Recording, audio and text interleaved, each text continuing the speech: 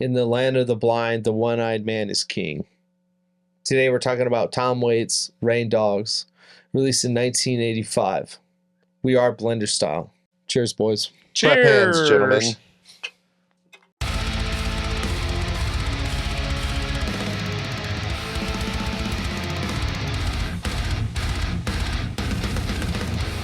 So, guys, I'm a Tom Waits fan. I've been a Tom Waits fan for many years. I love everything he does with movies, music, anything he's involved with, I've always kind of enjoyed. But this is the first record I listened to from start to finish. From Tom Waits. From Ever? Tom Waits, Rain Dogs, yeah. I mean, No, not ever. Okay. Like, this was just my first, this is my introduction this to was Tom the Waits. album that you listened to all the way through first. Yes. Okay. So it might not, I'm not saying this is my favorite album, but this is the first album I ever listened to by Tom Waits, and I figured it might be your guys' first time listening to a full album by Tom Waits, so I figured I'd share it with you. You are correct. This is the first time I ever listened to a full Tom Waits album, but my good buddy Jeremiah introduced me to that song, What's He Building? Do you guys remember that one? Mm-mm. From the MacGyver it's a later soundtrack? album than like 99, I think is when it came out. And it's just Tom Waits going like, what's he building in there? Oh, yeah, they used that clip in MacGyver. Do they really? No. But what's he doing I with know, that I thing? know the song that you're talking about, though, for sure. It's like spoken word and it's like creepy and kind of like performative. Mhm. And then I think I probably tried a couple times. Is getting that into- Brawlers and on? I don't know. Yeah. And So- I remember trying to like get into Tom Waits before. I would just like randomly listen to it, and it's kind of weird. It would come up like in playlists, like songs like "Clap Hands" I've heard before, but it's like it's challenging is one way to put it. Casey, you're familiar with Tom Waits No. And I kind of have a beef about this. already? Let's hear your beef. So I'm mad because Nathan never introduced this to me. And now I'm mad because you never introduced this to me, and you guys have both listened to it before. I'm not a Tom Waits fan though. I have never before heard. You've definitely heard songs off this I have album or never other heard albums. a single Drinking song or off this. something. Maybe when I was drinking, but I wasn't aware it was Tom Dude, this Waits. is drinking music. Oh, for sure. Yeah. I was trying so hard. I was like, I don't know when I would listen to this. right? I mean, don't get me wrong. You can't just put it on. Yeah, the album's fucking amazing. So this had an impact on you. You're But- mad that we didn't show this. I'm mad that I never This is awesome. that I never was aware if I did hear it that's what it was, because this album as a whole is ridiculously good, and it's all over the place, which is like, Did you like it right off the bat? no, I didn't. Me either. It takes a while to get So into. I liked the first couple songs right off the like immediately. I was like, oh, this is good. There's something here. But then I was like, okay, this fucking sucks. right, like a and then- couple songs later, and you're then like, what is got through it like the second or third time, and I was like, actually, you know what? That's fucking really good. And then it was like the pissed off that I didn't know about this sooner, but this is like kind of one of those things where I struggled with it to figure out when I would listen to it. Mhm. Other than, for this assignment, like, okay, I'll listen to it here.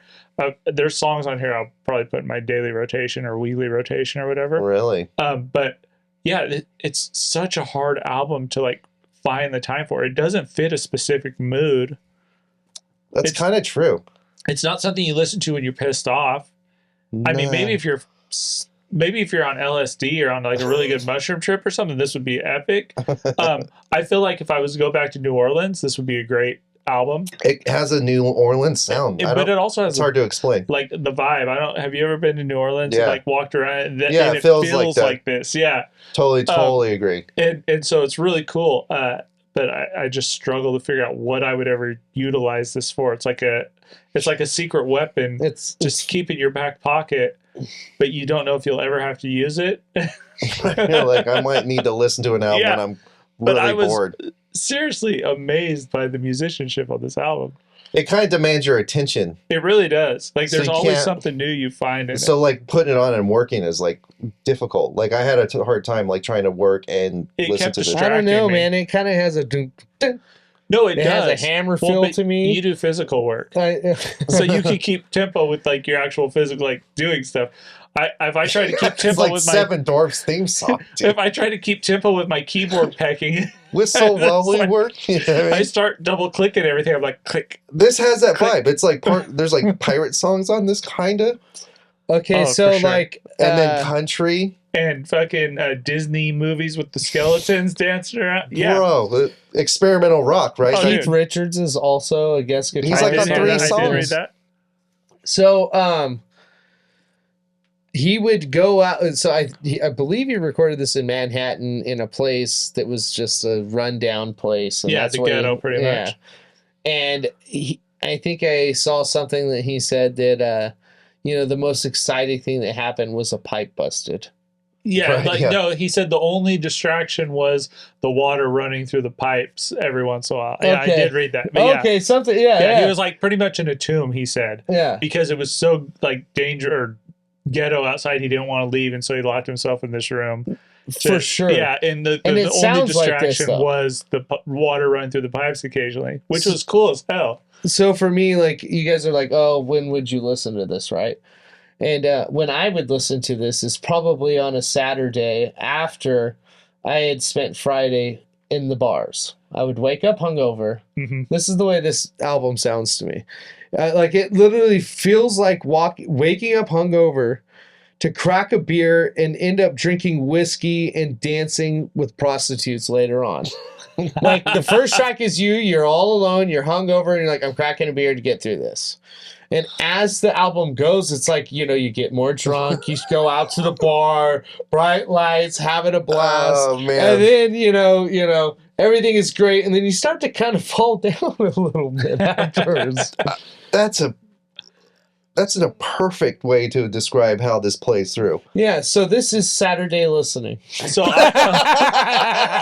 so I listened to this the other day when we had the wind and all the rain and stuff. I opened the office blinds and I was working, and like it was perfect for that mood, that dark, gloomy, like. It's not. It's like fun though. No, and that's the And- thing, because there was so much activity, like with the wind and the rain and the, Okay, I feel you. so it was active. It wasn't like just like fog and gloom and nothing going on kind of thing. It's like. Go ahead. I think it's just anthem for the down and out, And, what's funny is the down and out will whistle on the Oh, way yeah. to work. We'll stop in for you know what So I'm you're saying? saying all of the Seven Dwarfs were down and out? Yes.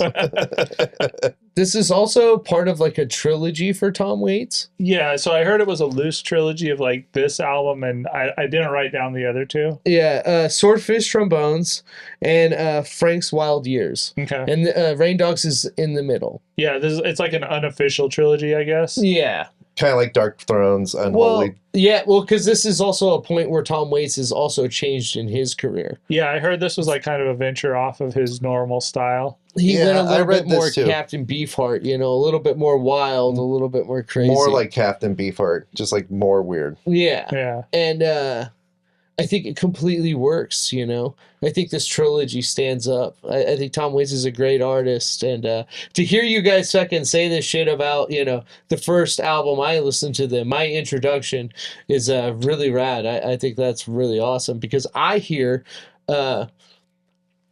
bands that are significant bands, at least in my realm, and like Modest Mouse.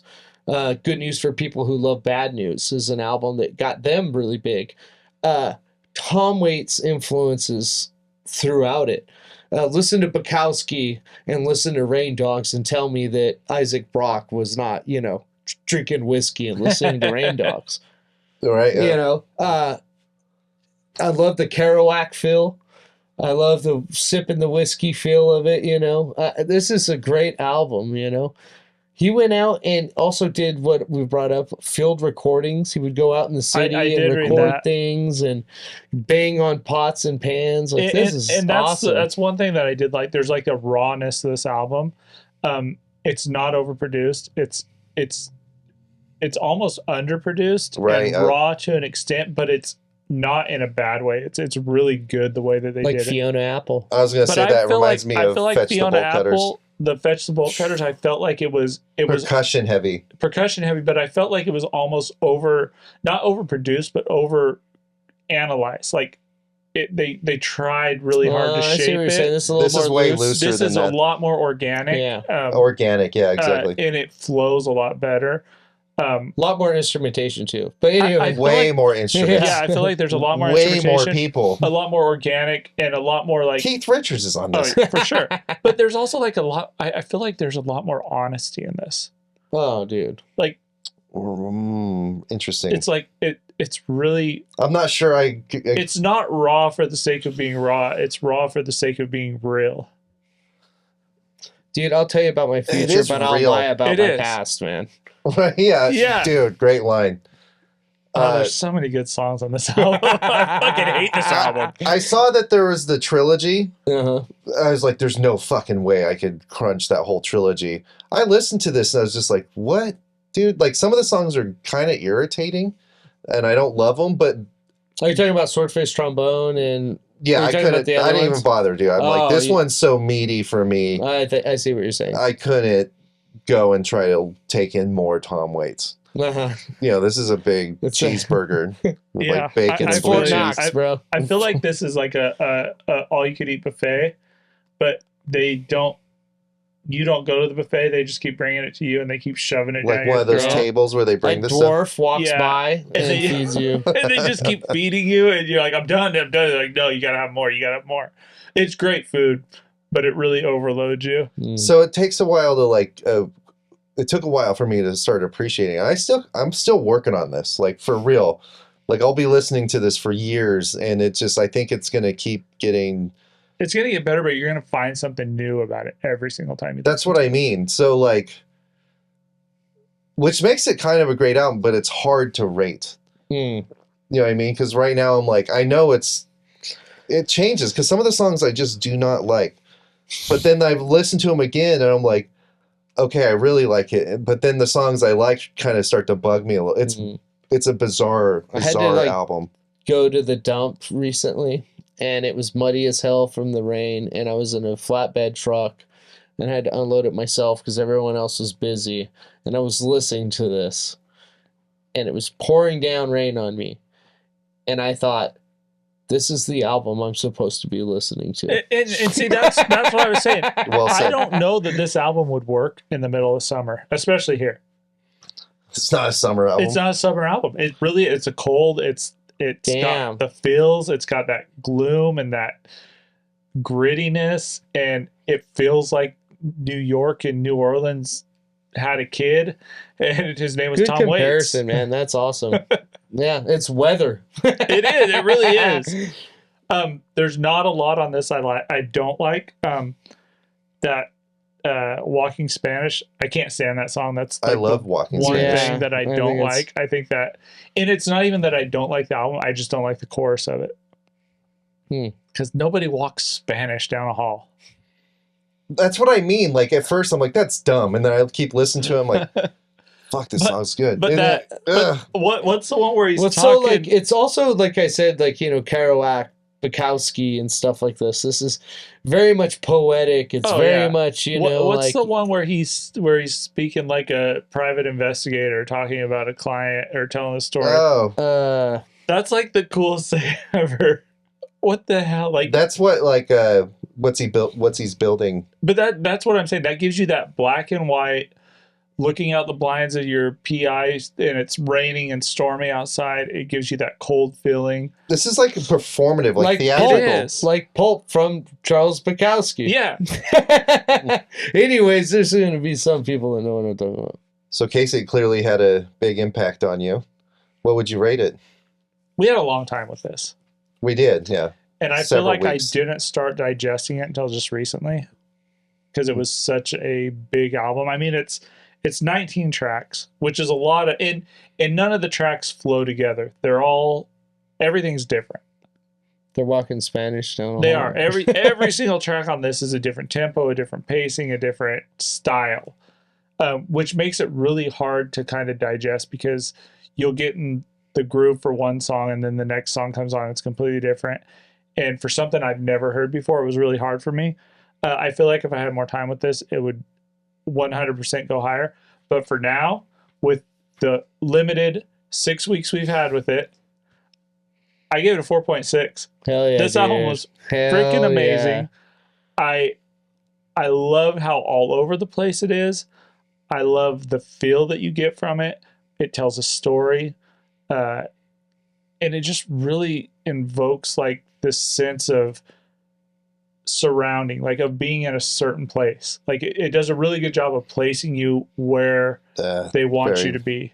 Well said. Which yeah. is really cool. I think it's dope as hell. So what about you, Matthew?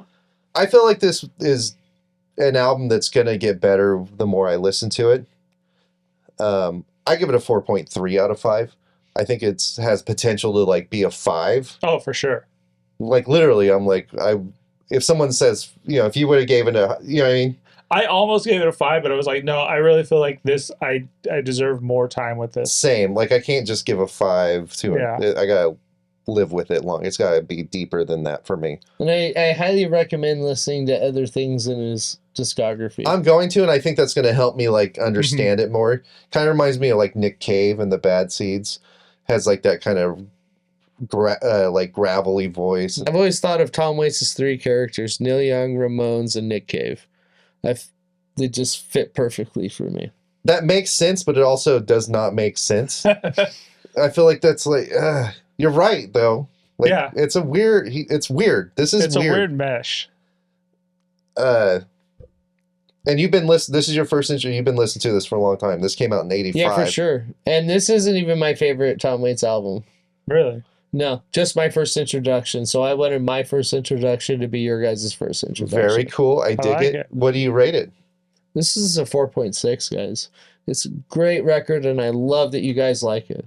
Yeah, 4.6. I'm actually really, I love. I like it a lot. You gave it. It was a. I didn't know which way it was gonna go, and I'm glad it went that way. So that was Tom Waits' Rain Dogs. We are Blenderstyle. Check you later. Tom waits for no man.